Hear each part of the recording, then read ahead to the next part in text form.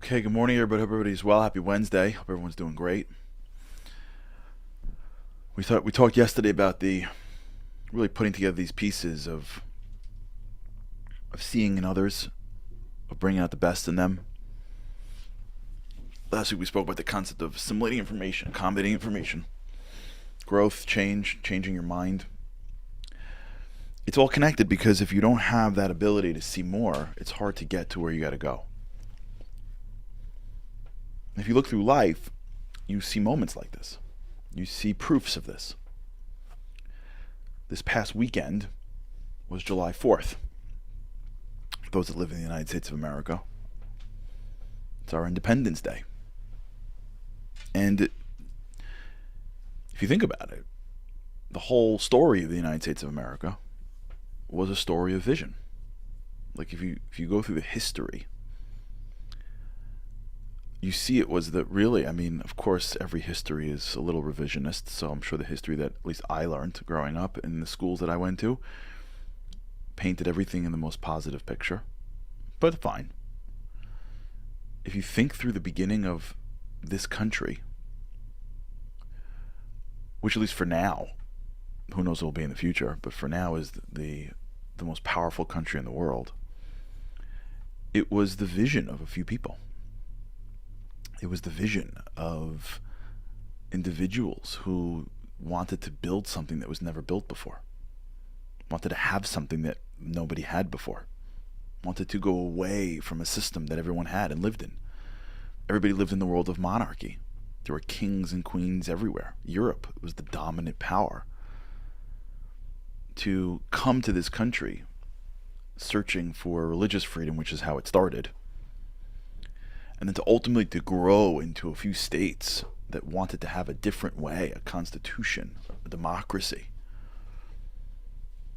open up the governing structure so that it wasn't a monarchy. In fact, I believe in the beginning they wanted to give George Washington so much power, and he pushed back because he didn't want to even be seen as a monarch. He wanted the power to be diffused. And that's how the system was set up. It was set up so that there's a legislative branch and an executive branch and a judicial branch, and they're separate.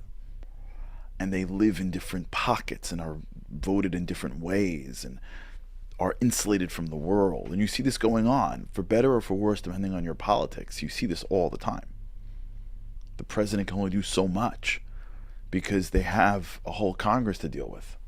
And that's hard for people because they're like, nothing gets done here. Yeah, almost, I heard once, or Mayor Salvachik speak about this. Yes, it's almost done on purpose. We think that government is gridlocked and they're inefficient. It's almost on purpose. Because efficiency sometimes can lead to power, too much power. The idea of diffusing power out of the hands of one. It sounds to us like it's like normal now.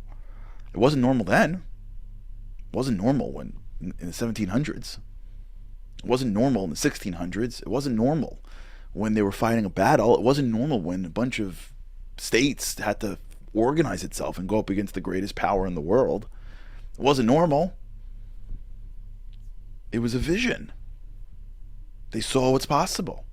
It was a vision in people. Really.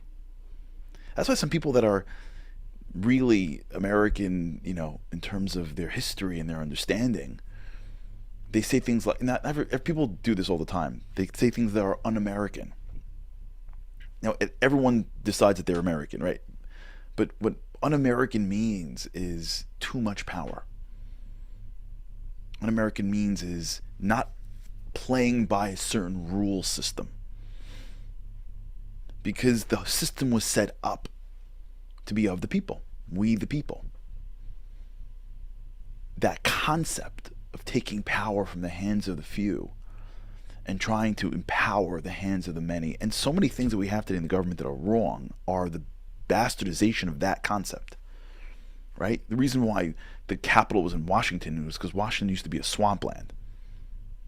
And nobody wanted to go there because most people lived in the agricultural societies, and most of your wealth was found in your fields and your farms. And you went to you served your time as a representative in the House or in Congress or in the Senate as like a civic duty. The way people will serve on a shul board or on a community board or volunteer in the local organization. They don't see it as their life. It is a temporary thing you do because that's the right thing to do. It was never, in the beginning, seen as a career. Presidents had jobs. They weren't career politicians. For sure, congressmen. For sure, congressmen. Everybody gets involved. Everybody gets in. Everybody is part of this. You don't live in Washington. You don't have a career in Washington. You live in your farm in Idaho, and you come in, and then you go back home, and you go back to your life. It's a system that is diffusing power and giving it to the many. That was the vision of this country. But the key is that it was a vision. And so when we sit and talk about changing yourself, bringing in information and trying to accommodate it in your mind so that it changes how you think, seeing the best in people, seeing the best in yourself, seeing what's possible. When we have these conversations, it's not like hokey. It's not like motivationally. You can look at actual real examples of things that have shifted the course of humanity and go to its core, and you will see that it is there too.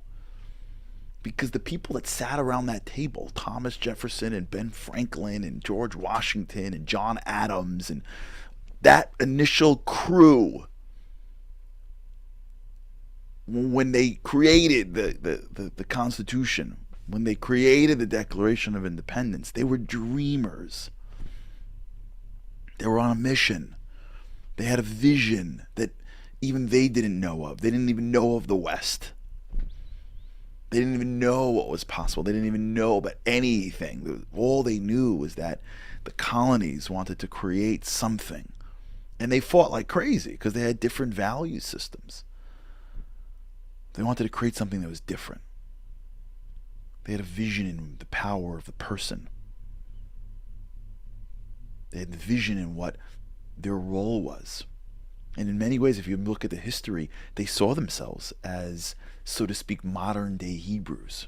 That's why Ben Franklin was pushing hard that the symbol of America wasn't the bald eagle, but it was Moses at the banks of the Yams of the Red Sea. Freedom from our oppressors. Liberty. The word liberty means a lot into our history. Think about that, even if you're not from America. Like, just take a minute during the week of the July 4th weekend and don't just look at it like a day off, or I don't really know the history, or whatever, I don't really feel it. Don't do that. Look at an example that God gave us of a bunch of people that wanted to do something that no one really had ever done before. That had a vision in believing in people. Had a vision in the spirit of an individual. Life, liberty, and the pursuit of happiness. The vision of freedom. And I'm not saying it was perfect in the beginning, because it surely wasn't. I'm not even saying it's perfect now. It's still a system built by men. But think about the power of what vision can do. What seeing the possibility can do. Because we're living, for those who live here, we're living in that. We're living in someone else's vision that they saw, so to speak, in us. It's very, very different from the Lubavitcher Rebbe, but still, it's an example nonetheless. The vision of what's possible in humans, in society, in your family, in your career, in your life. It sets forth a reality that wouldn't have been there but for your vision. All right, think about this. All right, everybody, have a great day. God's help. I can't wait to see you again tomorrow. Living on a lifeline, the world doesn't ever seem to change. Looking for the sunshine, but but you're caught up in the rain. It's like your eyes are wide open, but you cannot see. You're watching life pass you by like 1, 2, 3. Walking in destruction, the winds of life blur your vision. All the devastation, forever feels like you're on the run. It's time, no one else can set you free. You're locked inside, and only you have got the key.